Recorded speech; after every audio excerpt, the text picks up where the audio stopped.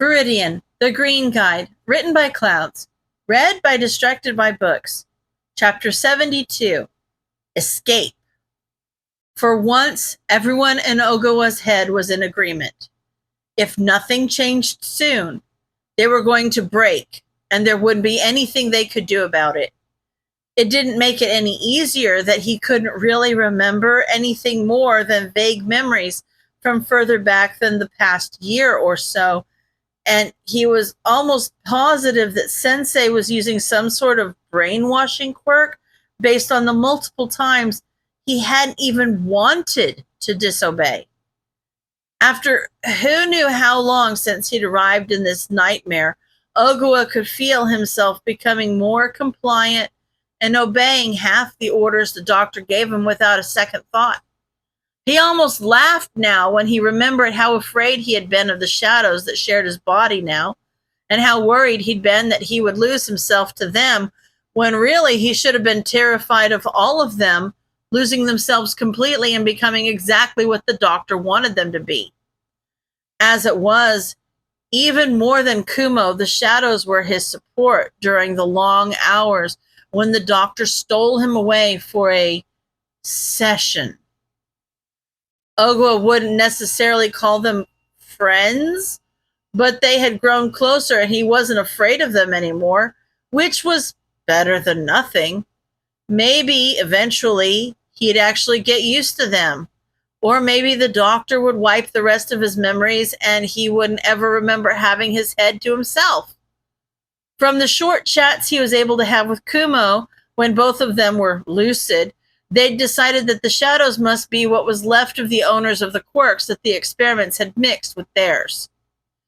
Sensei's quirks seemed to be able to take quirks from one person and give them to another, and Ogawa figured it made sense for the shadows to be there. A person's quirk was such an important part of them that when it was removed, a little of that person was torn out alongside it.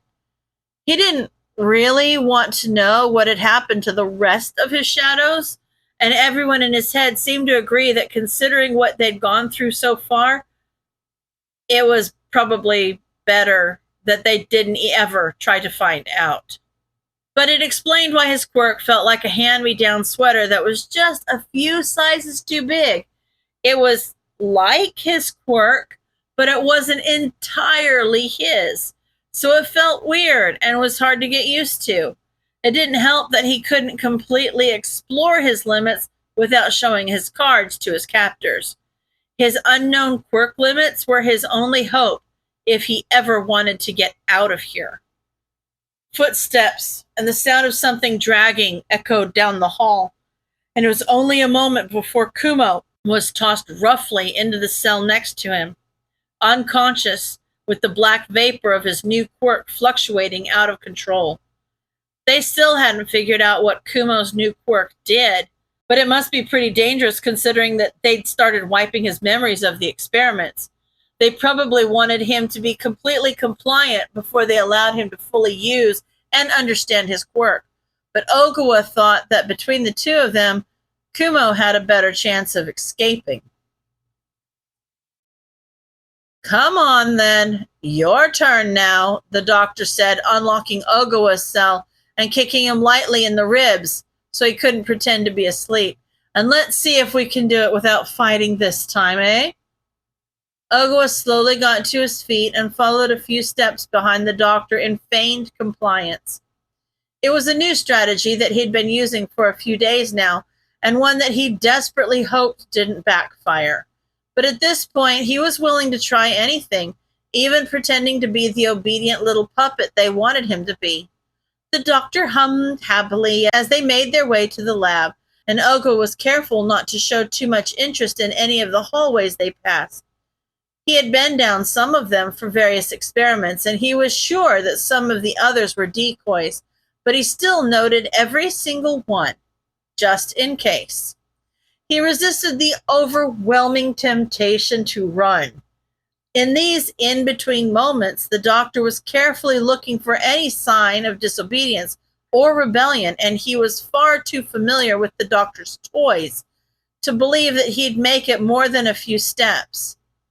No, He needed to wait for a time when the doctor was distracted if he expected to actually be able to fight back or escape. On the table, please, the doctor said. Ogawa quickly laid down on the cold metal table, placing his wrists and ankles in their designated locations. The doctor fastened the retaining strap around his left ankle and was about to do the other when he glanced down and stopped before frantically patting his chest pocket. Where did my good pen go? I swear it was just here. He started turning out his pockets of his lab coat, then started searching around the room. Ogawa held his breath. He was almost entirely unbound, and the doctor was distracted. Now was his chance. The more timid of his two shadows yelled at him that it was too good to be true, while the bolder one screamed that this was probably the only chance he would ever get. It took less than a second for him to decide that it was worth the risk and stretch one of his tentacles down to unfasten the single strap the doctor had remembered to tighten before he'd gotten distracted. It felt weird for Ogawa to stretch his tentacles farther than his neck, but the extra elasticity was completely comfortable for his more cautious shadow. So he tried to rely on that feeling instead as he clumsily undid the strap, keeping a close eye on the doctor as he yelled in triumph and held the lost pen above his head. Found it! The doctor smiled and came back to the table, just barely missing when Ogawa's tentacle snapped back into place right as he turned around. Now, where was I? Yes, I was just about to begin, wasn't I? Everyone in his head tensed in anticipation as the doctor turned around to grab something from his torture table. The doctor had made a mistake. He had forgotten that he'd never finished strapping the subject down. Ogawa mentally ran through what he needed to do. Take out the doctor, get Kumo, find the exit.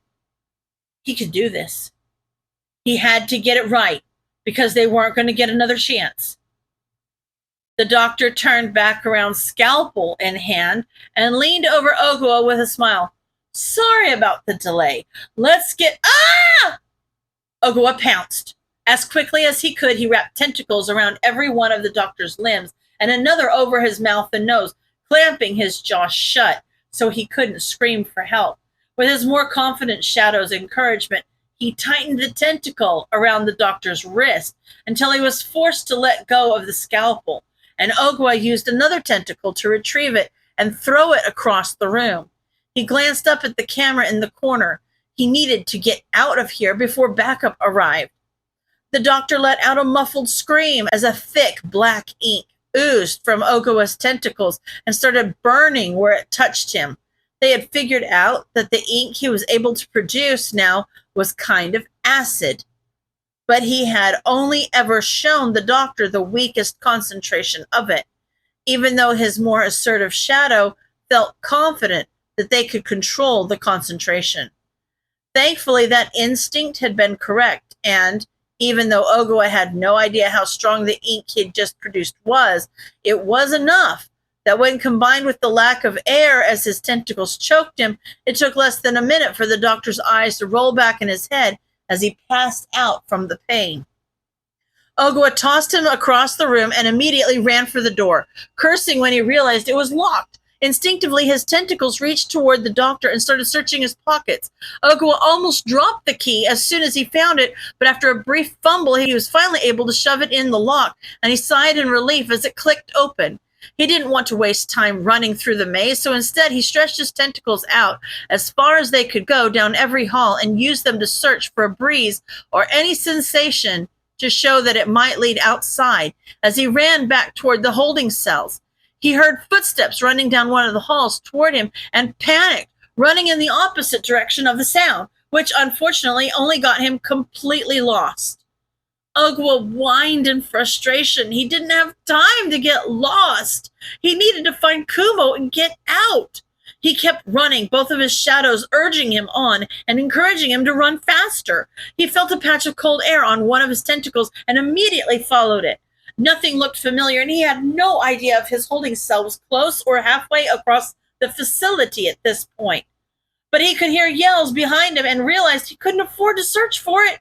He followed the breeze as far as it went, then had to stop to avoid running face first into a brick wall. It was a dead end. The breeze was coming from a window near the ceiling, but it was way too small for him to crawl through. Ogwa whirled around, but his stomach sank, and he knew he was screwed. If the doctor found him, they would wipe all the memories he had left, and he'd probably be tortured as punishment. But there wasn't anything he could do. There wasn't enough time to backtrack and find another path, and there definitely wasn't any way he was going to be able to find Kumo so they could escape together. Ogwa cut off that train of thought. If Kumo was in his situation, he'd want him to focus on saving himself and leave him behind. He couldn't afford to worry about anyone else right now, not when he was so close and yet so far from tasting freedom. In desperation, he reached out to his confident shadow. How strong do you think we could make that ink?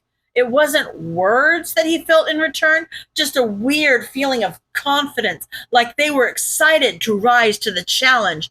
But it was enough to make Ogawa let out a crazed laugh as he spread his tentacles across the wall behind him, and the strongest ink he could possibly create oozed from his skin. The sounds of whoever was chasing him got louder, and he caught a brief glance of literal monsters, most likely the doctor's other experiments, turning the final corner before the wall behind him suddenly gave way, and he found himself scraping past the rough edges of the ruined brick as he tumbled out onto the street. The smell of fresh air for the first time in almost a month was enough to make him freeze. He was out. He'd made it. He was finally free. A sharp pain in his calf brutally reminded him not to get ahead of himself. He looked down and screamed when he saw one of the monsters biting him with multiple rows of teeth. He stretched out his tentacles and strangled what he thought was the monster's neck, adding a medium-strong ink and squeezing until the thing finally stopped biting him.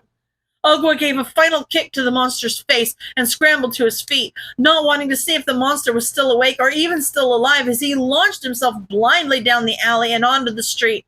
He didn't pay any attention to where he was going, only able to process the unconscious urging from both himself and his shadows to run, hide, get as far away from that hellhole as possible. The bite on his leg was starting to burn, and his heart started to race as he realized that the monster must have had some kind of venom, and he had no idea what it did. He pushed through the pain and the weird cloudy feeling that was starting to take over his brain as he kept running, wiping tears from his eyes as he left the lab and his cellmate behind. He pushed himself past his limits, trying to put as much distance as he could between him and that hellhole as he ran toward the beginning of the first sunset he'd seen in months. "I'm sorry, Kumo." Ogwa's voice cracked from stress and dehydration as he pushed himself even faster, running to escape both the fading footsteps of his pursuers and his own guilty relief. I'll come back for you. I have to. I won't leave you there. I'll be your hero, I promise." End of chapter.